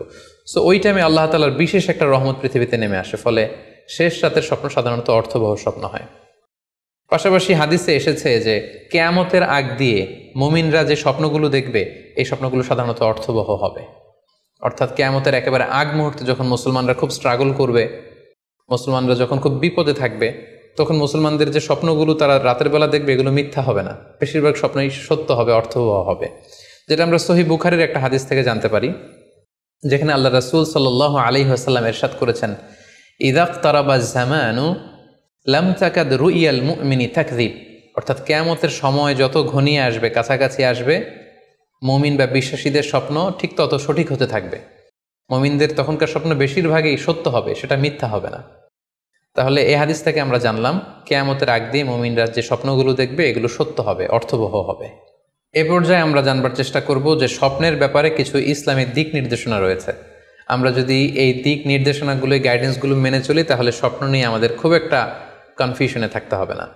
সেক্ষেত্রে প্রথম গাইডলাইন হচ্ছে অপ্রয়োজনে স্বপ্ন অন্যের সাথে শেয়ার না করা। Do not mention the dream for interpretation except a prolific scholar or any well wisher to you. কেউ যদি খুব বড় আলেম হয়ে থাকেন, শায়েখ হয়ে থাকেন, তার এলম আছে, আমল আছে, এরকম কারো কাছে শেয়ার করতে পারেন। অথবা আপনার শুভাকাঙ্ক্ষী আপনাকে ভালো অ্যাডভাইস করতে পারে, আপনাকে পছন্দ করে, এরকম লোক ছাড়া কারো কাছে স্বপ্ন শেয়ার করা যাবে না। সুনানে তিরমিজিতে স্বপ্ন অন্যের সাথে শেয়ার না করার ব্যাপারে একটি হাদিস এসছে, যেখানে আল্লাহ রাসূল সাল্লাল্লাহু আলাইহি সাল্লাম বলেছেন, লা ইয়াকুসুহা ইল্লা আলা ওয়াদ্দিন। অর্থাৎ যে তোমাকে পছন্দ করে এমন কারো কাছে ছাড়া স্বপ্ন শেয়ার করবে না। অথবা আউজি রইন, এমন লোক যে ডিসিশন দিতে পারে, he can advise you, he can provide you the right decision, এরকম লোক যদি আপনার কাছের শুভাকাঙ্ক্ষীদের মধ্যে থেকে কেউ থেকে থাকে, আপনি তার সাথে শেয়ার করতে পারেন। ওয়ালা ইউহাদ্দিসু বিহা ইল্লা লাবিবান আও হাবিবান, সে আপনার হাবিব, সে আপনার বন্ধু, সব কাছের লোক, বজম ফ্রেন্ড, আপনার শুভ কামনা করে সব সময়, এই জাতীয় লোকের কাছে আপনি স্বপ্ন শেয়ার করতে পারেন। অন্য এক বর্ণনায় এসেছে ওয়ালা ইয়াকুসুর রুইয়া ইল্লা আলা আলিমিন আও নাসিহ, স্বপ্ন শেয়ার করতে হলে ভালো আলেমের কাছে শেয়ার করো, অথবা নাসিহ, যে তোমাকে ভালো অ্যাডভাইস করতে পারবে, উপদেশ দিতে পারবে, এরকম কারো কাছে শেয়ার করো, অন্য কারো কাছে নয়। সুনানে তিরমিজিতে এ ব্যাপারে একটি বাব রচনা করা হয়েছে, যে বাবু লা তাকুসুর রুইয়া ইল্লা আলা আলিম আও নাসিহ, আলেম বা শুভাকাঙ্ক্ষী নসিহতকারী ছাড়া কারো কাছে স্বপ্ন শেয়ার করা যাবে না। এর কারণ হচ্ছে, আমরা আগেই বলেছি যে আপনি স্বপ্নে যদি ভালো কিছু দেখে থাকেন, এটা এমন কারো কাছে যদি শেয়ার করেন যে আপনাকে পছন্দ করে না, তাহলে আপনি হিংসার শিকার হতে পারেন। সেক্ষেত্রে আমরা সূরা ইউসুফের 5 নম্বর আয়াতের কথা খেয়াল করতে পারি, যেখানে ইউসুফ আলাইহিস সালাম বলেছিলেন যে ইয ক্বালা ইউসুফু লি আবিহি ইয়া আবাতি ইন্নী রাআইতু আহাদা আশারা কাওকাবান ওয়াশ শামসা ওয়াল কমারা রাআইতুহুম লি সাজিদিন ক্বালা ইয়া বুনাইয়া লা তাকসুস রুইয়াকা আলা ইখওয়াতিকা ফায়াকিদু লাকা কাইদা। ছোট্ট ইউসুফ আলাইহিস সালাম তিনি স্বপ্নে দেখলেন যে চন্দ্র, সূর্য এবং আকাশের 11টা তারা সব কিছু ওনার সম্মানে সিজদায় লুটিয়ে পড়েছে। তো ইয়াকুব আলাইহিস সালাম ওনার ছেলেকে বললেন যে বাবা ইউসুফ, খবরদার, সাবধান, এই স্বপ্নের কথা তুমি তোমার ভাইদেরকে বলতে যেও না। যদি তুমি তোমার ভাইদের সাথে এই চমৎকার স্বপ্নের কথা শেয়ার করো, তাহলে ফায়াকিদু লাকা কাইদা, তারা তোমাকে নিয়ে হিংসা করবে, ষড়যন্ত্র করবে। তাহলে আমরা বুঝলাম যে যার তার কাছে চাইলে আমরা স্বপ্ন শেয়ার করতে পারবো না, বরং এক্ষেত্রে বুঝে শুনে সাবধানে শেয়ার করতে হবে। এক্ষেত্রে মুস্তাদরেকে হাকিমে একটি চমৎকার হাদিস উল্লেখ হয়েছে, সেটি হচ্ছে কেন যে কারো কাছে স্বপ্ন শেয়ার করা যাবে না, করলে সমস্যা কি। সেক্ষেত্রে বলা হয়েছে যে ফাইন্না রুইয়া তাকাউ আলামা তুআব্বার, অর্থাৎ স্বপ্নের ব্যাখ্যা তেমনই হয়ে থাকে যেমন এটার ব্যাখ্যা করা হয়। এই ব্যাপারটা কিন্তু সাধারণ কোনো কথা নয়। আপনি একজনের কাছে যার কোনো জ্ঞান নেই স্বপ্নের ব্যাপারে, হুট করে তার কাছে স্বপ্নের ব্যাখ্যা জানতে চাইলেন, আর তিনিও হুট করে এমন একটা ব্যাখ্যা করে দিল, ফলে দেখা যাবে উনি যেটা ব্যাখ্যা করেছেন সেটাই ঘটবে আপনার জীবনে। সো স্বপ্নের কথা যে কারো কাছে বলতে নেই। ফাইন্না রুইয়া তাকাউ আলামা তুআব্বার, কেননা স্বপ্নের ব্যাখ্যা তেমন হয়ে থাকে যেমন এটার ব্যাখ্যা করা হয়। সো ব্যাখ্যা যদি কেউ করতে চান, আপনি ভালো ব্যাখ্যা করবেন, জেনে শুনে বুঝে তার শুভাকাঙ্ক্ষী হয়ে সুন্দর ব্যাখ্যা করবেন, কেননা খারাপ কোনো ব্যাখ্যা করে দিলে সেই ব্যাখ্যাই হয়ে যেতে পারে। স্বপ্নের কথা কেন যে কোনো মানুষের কাছে শেয়ার করতে নেই, তার কারণ হিসেবে আমরা সুনানে দারমির একটি হাদিসকে এখানে উল্লেখ করতে পারি, যে হাদিসটিকে ইবনে হাজার আল আসকালানি উনি ওনার ফাথুল বারিতে হাসান বলে উল্লেখ করেছেন। আল্লাহ রাসূল সাল্লাল্লাহু আলাইহি ওয়াসাল্লামের কাছে মদিনাতে প্রায় একজন নারী এসে স্বপ্নের ব্যাখ্যা জানতে চাইতেন। সে নারী বলতেন যে ইয়া রাসূলুল্লাহ, আমি প্রায়ই স্বপ্নে দেখি যে আমার ঘরের একটি পিলার ভেঙে গিয়েছে এবং আমি অন্ধ সন্তান প্রসব করেছি। এই নারীর স্বামী ছিল ব্যবসায়ী এবং সারা বছর ব্যবসার কারণে বিভিন্ন জায়গায় তিনি ঘুরে বেড়াতেন, এবং যখন ফিরে আসতেন যাওয়ার সময় তিনি স্ত্রীকে প্রেগনেন্ট অবস্থায় রেখে যেতেন, অর্থাৎ গর্ভবতী, আর এই বাচ্চাকে পেটে নিয়ে এই নারী সবসময় এই স্বপ্ন দেখতে থাকতেন। তো রাসূল সাল্লাল্লাহু আলাইহি ওয়াসাল্লাম স্বপ্নের ব্যাখ্যায় বললেন, তুমি চিন্তা করো না, তোমার স্বামী সহি সালামতে ফিরে আসবে এবং তুমি সুন্দর সন্তান প্রসব করবে, ভালো সন্তান। এভাবেই চলছিল, যতবার তার স্বামী ফিরে আসে, সুস্থভাবে ফিরে আসে এবং সে সুন্দর সন্তান জন্ম দিচ্ছিল। হঠাৎ একবার সে নারী আল্লাহ রাসূল সাল্লাল্লাহু আলাইহি ওয়াসাল্লামের বাসায় এসে দেখলেন যে আল্লাহ রাসূল সাল্লাল্লাহু আলাইহি ওয়াসাল্লাম ঘরে নেই। আম্মাজান আয়েশাকে তিনি বললেন যে আমি সবসময় এরকম স্বপ্ন দেখি। তখন আম্মাজান আয়েশা বললেন, তাহলে এই স্বপ্নের ব্যাখ্যা জানার জন্যই তুমি রাসূল সাল্লাল্লাহু আলাইহি ওয়াসাল্লামের কাছে আসো, তুমি কি স্বপ্ন দেখো? তখন সে নারী আম্মাজান আয়েশার কাছে খুলে বললেন যে আমি স্বপ্নে দেখি যে আমার ঘরের একটি পিলার ভেঙে গিয়েছে আর আমি একটি অন্ধ সন্তান প্রসব করেছি। একথা শুনে আম্মাজান আয়েশা রাদিয়াল্লাহু তাআলা আনহা অবাক হয়ে গেলেন। তিনি বললেন, তাই নাকি? তোমার স্বপ্ন যদি সত্য হয় তাহলে ঠিকই তোমার স্বামী মারা যাবে এবং তুমি একজন ফাজের পাপাচারী সন্তান প্রসব করবে। ঠিকই দেখা গিয়েছিল তার পরের বছর তার স্বামী যখন আসলো, জীবিত আসতে পারেনি, তার স্বামী ইন্তেকাল করেছিল এবং এই নারী যে সন্তান প্রসব করেছিল সেটি ছিল একটি পাপাচারী সন্তান। তো এই ঘটনা আল্লাহ রাসূল সাল্লাল্লাহু আলাইহি ওয়াসাল্লাম শুনে আম্মাজান আয়েশাকে বললেন, আয়েশা তুমি এটা ঠিক করোনি। তুমি যদি কখনো কারো স্বপ্নের ব্যাখ্যা করো, তুমি ভালো ব্যাখ্যাটা করবে, কখনো মন্দ দিক থেকে ব্যাখ্যা করবে না। হয় চুপ থাকবে, ব্যাখ্যাই করতে যাবে না, আর যদি স্বপ্নের ইন্টারপ্রিটেশন তুমি করতে চাও তাহলে ভালো ব্যাখ্যাটা করবে। সম্মানিত, শুধু এজন্য যে কারো কাছে আমরা চাইলেই স্বপ্নের কথা জানাতে পারি না, বরং সে যদি আপনার শুভাকাঙ্ক্ষী হয়, সে যদি স্বপ্ন ব্যাখ্যায় পারদর্শী হয়, সে যদি ভালো আলেম হয়, তাহলে তার কাছে আপনি স্বপ্নের ব্যাখ্যা জানতে চাইতে পারেন। এক্ষেত্রে আমরা ইমাম মুহাম্মদ ইবনে সিরিনের আরও একটি চমৎকার ঘটনার কথা উল্লেখ করতে পারি। মুহাম্মদ ইবনে সিরিন উনি ছাত্রদেরকে নিয়ে একবার তালিম দিচ্ছিলেন। এ সময় হঠাৎ এক নারী এসে বললেন যে আমি স্বপ্নের ব্যাখ্যা জানতে চাই, মুহাম্মদ ইবনে সিরিন কোথায়? ছাত্ররা বলল উনি একটু বাইরে গিয়েছেন। আপনি স্বপ্নে কি দেখেছেন? মহিলাটি বলল যে আমি স্বপ্নে দেখেছি আমার ছেলে সাগর থেকে শুধু পানি পান করছে। হঠাৎ সেই মসজিদ থেকে এক ছাত্র বলল, তাই নাকি? আপনি যদি এই স্বপ্ন দেখে থাকেন তাহলে আপনার বাচ্চাটা মারা যাবে। ইমাম মুহাম্মদ ইবনে সিরিন পরবর্তীতে যখন আসলেন, এসে ছাত্রদের কাছে যখন জানতে পারলেন, তখন তিনি বললেন যে তুমি কেন এই স্বপ্নের ব্যাখ্যা করেছো? কারণ সাগরের লোনা পানি এটা যে সবসময় অযোগ্য, পানের অযোগ্য ব্যাপারটা এমনটা নয়। সাগরের ভেতরে তো মণিমুক্তাও আছে। বরং আমি হলে ব্যাখ্যা করতাম যে তোমার ছেলে সাগর থেকে পানি খাচ্ছে, তোমার ছেলে অনেক বড় আলেম হবে।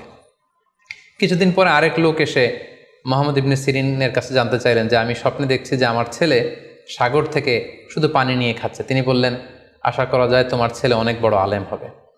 ঠিকই দেখা গেল কিছুদিন পরে যেই মহিলাটি স্বপ্নের ব্যাখ্যা জানতে এসেছিলেন তার ছেলেটি মারা গিয়েছে। আর ওই যেই লোক মুহাম্মদ ইবনে সিরিনের কাছে স্বপ্নের সুন্দর ব্যাখ্যা নিয়ে গেলেন, তার ছেলে ওই সময়ের অনেক বড় আলেম হয়েছিল। এই জন্য সম্মানিত শুধু যে কারো কাছে স্বপ্নের ব্যাখ্যা জানতে চাইতে নেই। আর স্বপ্নের ব্যাখ্যা যদি করতে হয় ভালো ব্যাখ্যা করতে হবে, তা না হলে চুপ থাকতে হবে। স্বপ্নের ক্ষেত্রে ইসলামের যে দিক নির্দেশনা, সেক্ষেত্রে আরও একটি দিক নির্দেশনা হচ্ছে স্বপ্ন কখনো শরীয়তের দলিল হতে পারে না। কেবলমাত্র নবীদের স্বপ্নই হচ্ছে ওহী, কিন্তু আমরা যারা সাধারণ মুসলমান, আমাদের স্বপ্ন কখনো শরীয়তের দলিল হতে পারে না। এটা আপনার জন্য কোনো একটা বিশেষ ধরনের অনুধাবন হতে পারে, আপনার বিশেষ ফিলিংস হতে পারে, আপনার একার জন্য কোনো ধরনের গাইডেন্স হতে পারে আল্লাহর পক্ষ থেকে, কিন্তু এটাকে শরীয়তের দলিল বলে চালিয়ে দেওয়া যাবে না।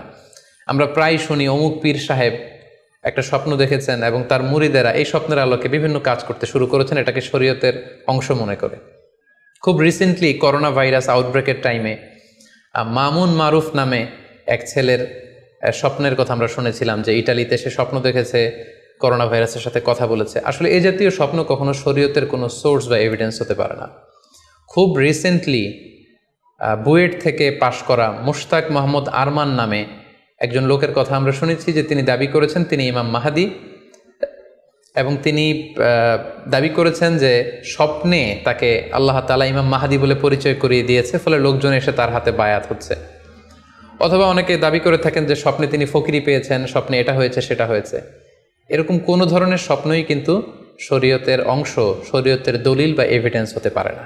এ পর্যায়ে আমরা জানবার চেষ্টা করব যে স্বপ্নে রাসূলুল্লাহ সাল্লাল্লাহু আলাইহি ওয়াসাল্লামকে দেখা প্রসঙ্গে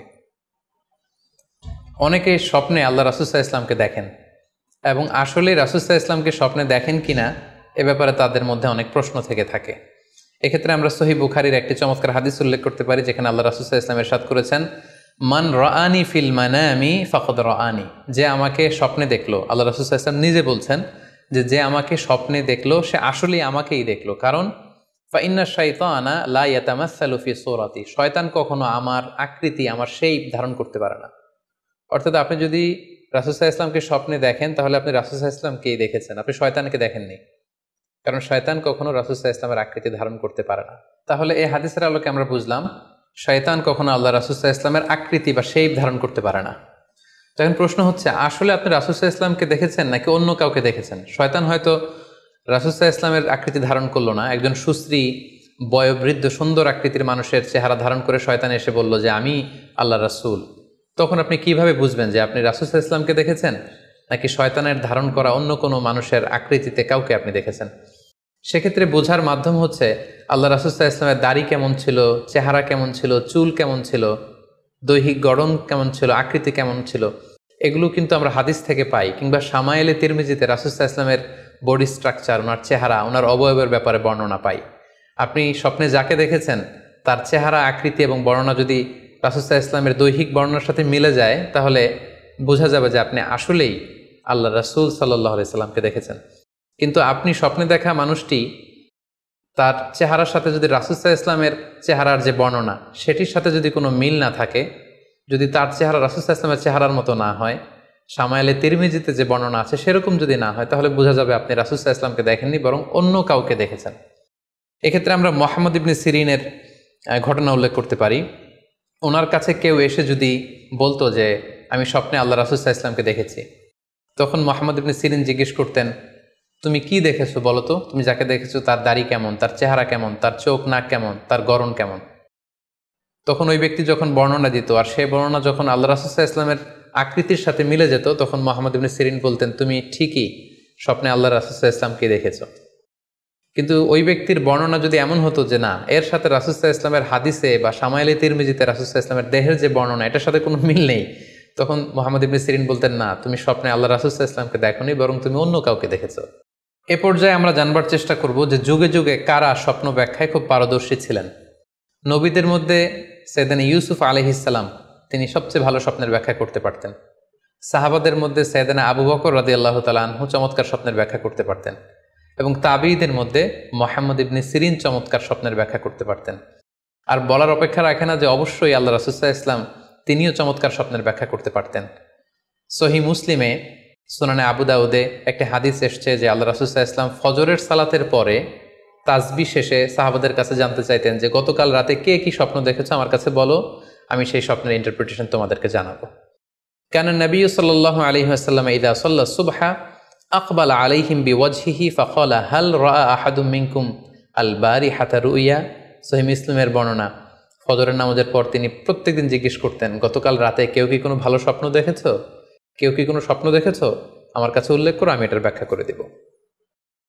সম্মানিত সুধী, আমরা বলছিলাম যে ইউসুফ আলাইহিস সালাম খুব ভালো স্বপ্নের ব্যাখ্যা করতে পারতেন, এবং সূরা ইউসুফের 111 নম্বর আয়াতে ব্যাপারে আল্লাহ উল্লেখ করেছেন সাইয়েদনা ইউসুফ আলাইহিস সালামের কথা, যে তিনি বলেছেন, রব্বি কদ আতাইতানি মিনাল মুলকি ওয়া আল্লামতানি মিন তা'ওয়িলিল আহাদিস। মানে হে আমার রব, আপনি আমাকে রুলিং পাওয়ার দিয়েছেন, এবং আপনি আমাকে you taught me how to interpret the dreams, কিভাবে স্বপ্নের ব্যাখ্যা করতে হয় এটা আপনি আমাকে শিক্ষাদান করেছেন। এবং সূরা ইউসুফে আমরা জানি যে 3টি স্বপ্নের কথা সেখানে উল্লেখ রয়েছে। ইউসুফ আলাইহিস সালাম নিজেই একটি স্বপ্ন দেখেছিলেন ছোটবেলায়, তারপর দুজন প্রিজনার ইউসুফ আলাইহিস সালামের সাথে জেলখানায় ছিল, তাদের 2টা স্বপ্নের ব্যাখ্যা তিনি করে দিয়েছেন, এবং মিশরের তৎকালীন যে রাজা কিং, সেই কিংয়ের স্বপ্নের ব্যাখ্যাও সাইয়েদনা ইউসুফ আলাইহিস সালাম করে দিয়েছিলেন। সাহাবীদের মধ্যে সাইয়েদনা আবু বকর রাদিয়াল্লাহু তাআলা আনহু চমৎকার স্বপ্নের ব্যাখ্যা করতে পারতেন, এবং আল্লাহ রাসূল সাল্লাল্লাহু আলাইহি ওয়াসাল্লাম মাঝে মাঝে ইচ্ছা করে আবু বকর রাদিয়াল্লাহু তাআলা আনহুর কাছে স্বপ্নের ব্যাখ্যা জানতে চাইতেন, এবং আবু বকর রাদিয়াল্লাহু তাআলা আনহু নিজেও মাঝে মাঝে ইচ্ছা করে রাসূল সাল্লাল্লাহু আলাইহি ওয়াসাল্লামের কাছে বলতেন যে ইয়া রাসূলুল্লাহ, এই স্বপ্নের ব্যাখ্যাটা আমি করি। আল্লাহ রাসূল সাল্লাল্লাহু আলাইহি ওয়াসাল্লাম তখন আবু বকর রাদিয়াল্লাহু তাআলা আনহুকে স্বপ্নের ব্যাখ্যা করার অনুমতি প্রদান করতেন। এক্ষেত্রে আমরা আল খাসাইসুল কুবরা, জালালউদ্দিন সুয়ুতির লেখা, সেখানকার একটি বর্ণনার কথা উল্লেখ করতে পারি, যেখানে আল্লাহ রাসূল সাল্লাল্লাহু আলাইহি সাল্লাম আবু বকর রাদিয়াল্লাহু তাআলা আনহুর কাছে একটি স্বপ্নের উল্লেখ করলেন। বললেন, আবু বকর, আমি গত রাতে স্বপ্নে দেখেছি যে তুমি আর আমি দুজন মিলে দৌড় প্রতিযোগিতা করছি, এবং দেখলাম যে আমি তোমার 2.5 গজ সামনে, তুমি আমার 2.5 গজ পেছনে, অর্থাৎ আমি এই দৌড় প্রতিযোগিতায় বিজয় লাভ করেছি এবং তুমি আমার 2.5 হাত পেছনে। এর ব্যাখ্যা কি হতে পারে? তখন সাইয়েদনা আবু বকর রাদিয়াল্লাহু তাআলা আনহু বললেন, ইয়া রাসূলুল্লাহ, আমার মনে হচ্ছে যে আপনি আমার আগে পৃথিবী থেকে বিদায় নেবেন, এবং আপনার ইন্তেকালের 2.5 বছর পরে আমি পৃথিবী থেকে বিদায় নিব। অর্থাৎ আপনি আমার 2.5 বছর আগে পৃথিবী ছাড়বেন, আর আমি আপনার 2.5 বছর পরে পৃথিবী ছাড়ব। এবং আমরা যদি বাস্তবতা এবং ইতিহাস খেয়াল করি, তাহলে আমরা সেটাই দেখব যে আল্লাহ রাসূল সাল্লাল্লাহু আলাইহি সাল্লামের ইন্তেকালের 2.5 বছর পরে সাইয়েদনা আবু বকর রাদিয়াল্লাহু তাআলা আনহু তিনি ইন্তেকাল করেছিলেন।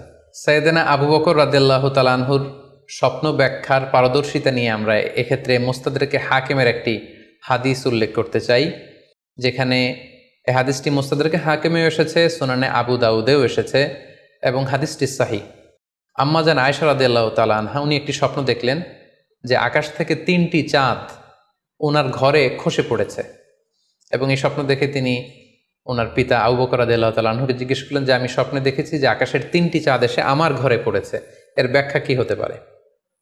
তখন আবু বকর রাদিয়াল্লাহু তাআলা আনহু ওনার কন্যা আম্মা জান আয়েশা রাদিয়াল্লাহু তাআলা আনহাকে বললেন যে এই স্বপ্নের ব্যাখ্যা হচ্ছে এই পৃথিবীর 3 জন মানুষের কবর তোমার ঘরে অবস্থিত হবে। সুবহানাল্লাহি বিহামদি।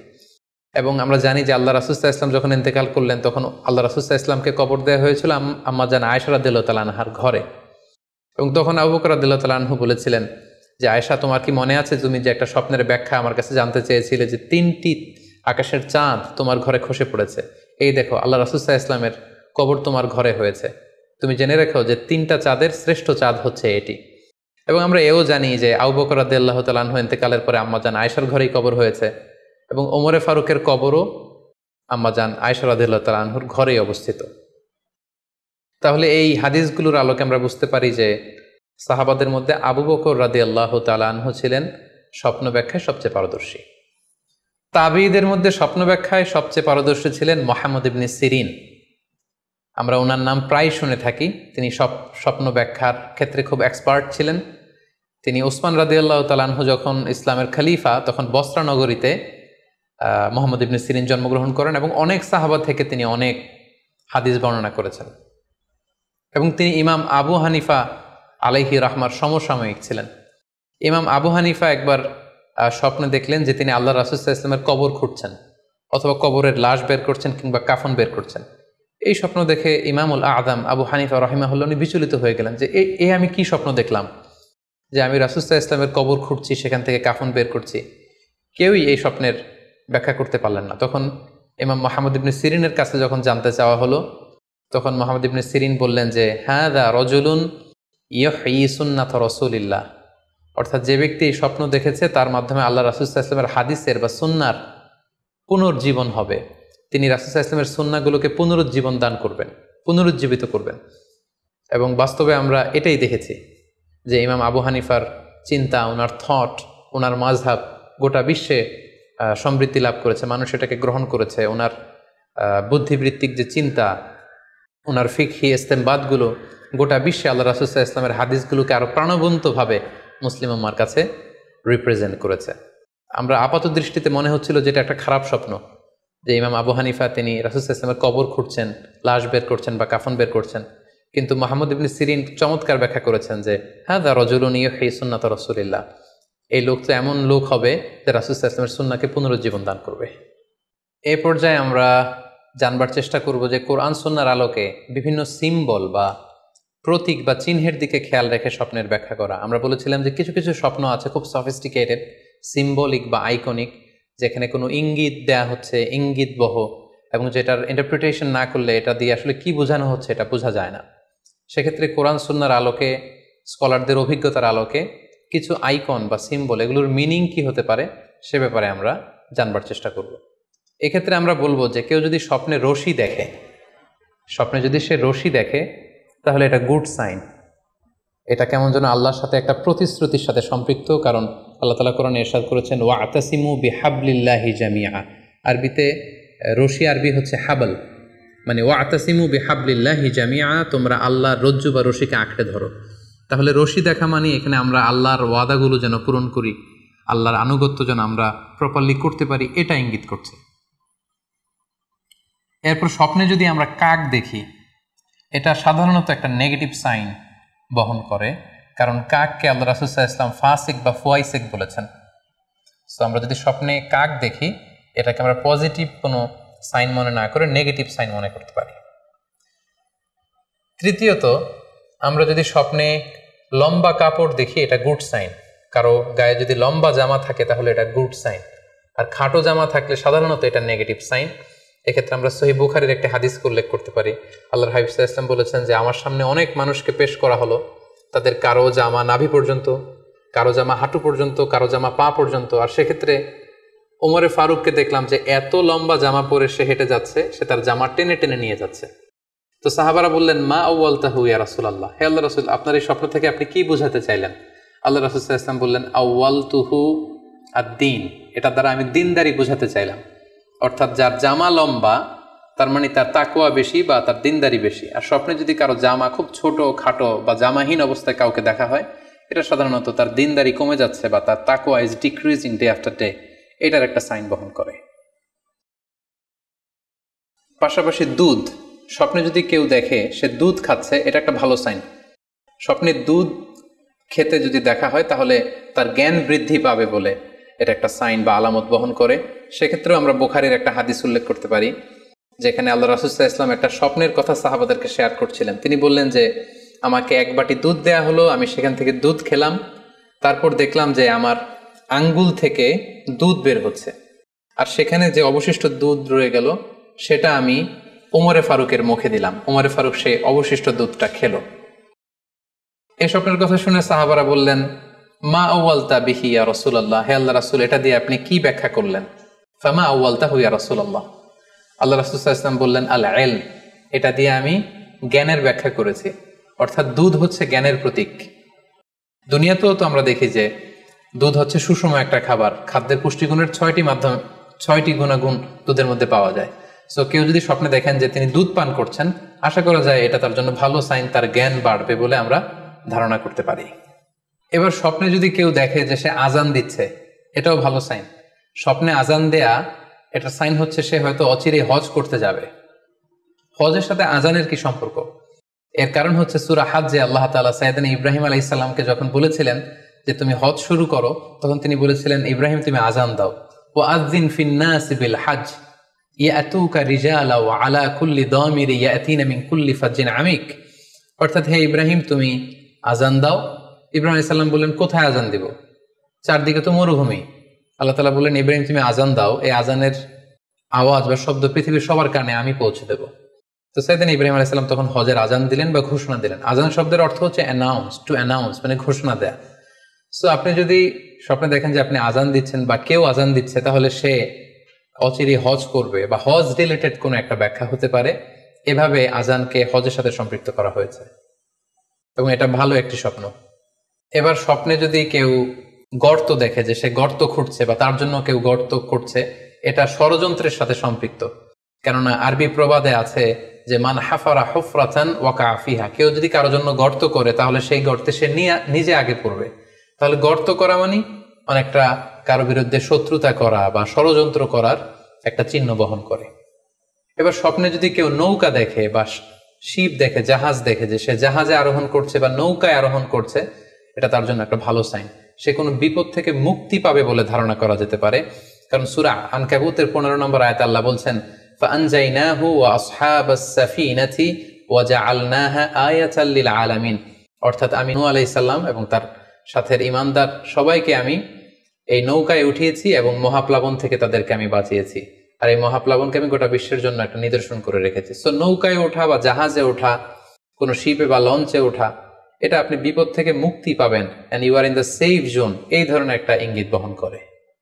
ইমাম মুহাম্মদ ইবনে সিরিনের কাছে এক লোক এসে বলল যে, ইমাম, রাআইতু কাআন্নী আহরুসু আরদান লা তুমবিত, হে ইমাম, আমি স্বপ্নে দেখেছি যে আমি একটি শস্য ক্ষেত্র চাষ করছি কিন্তু কোনো ফসল হচ্ছে না, এটার মানে কি? তিনি ব্যাখ্যা করে দিলেন, আনতা তা'জিলু আন ইমরাতিক, অচিরেই হয়তো তোমার স্ত্রীর সাথে তোমার সেপারেশন হয়ে যেতে পারে। কারণ কোরআনে স্ত্রীকে শস্য ক্ষেত্রের সাথে তুলনা করা হয়েছে মেটাফরিক্যালি। সূরা বাকারার 223 নম্বর আয়াতে আল্লাহ বলছেন, নিসাউকুম হারসুল লাকুম ফাআতু হারসাকুম আন্না শি'তুম।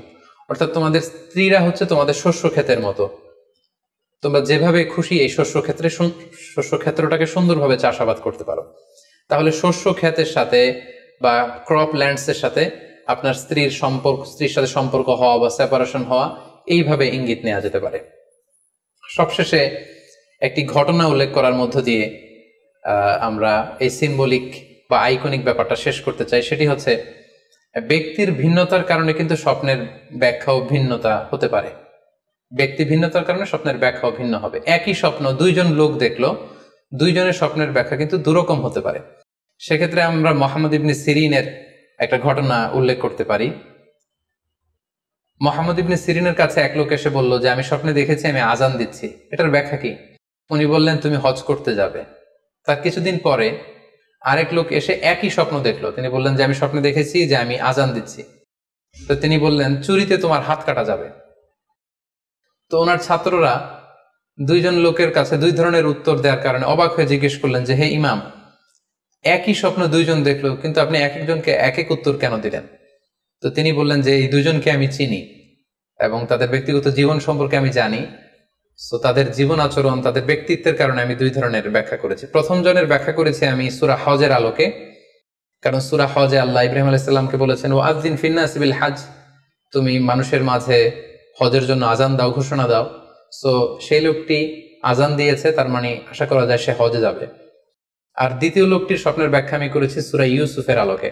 সূরা ইউসুফে একটি আয়াত আছে সুম্মা আযানা মুআযযিনুন আইয়াতুহাল আইর ইন্নাকুম লাসারিকুন, অর্থাৎ মিশরের কিং এর একটি পানপাত্র চুরি হয়ে গিয়েছিল।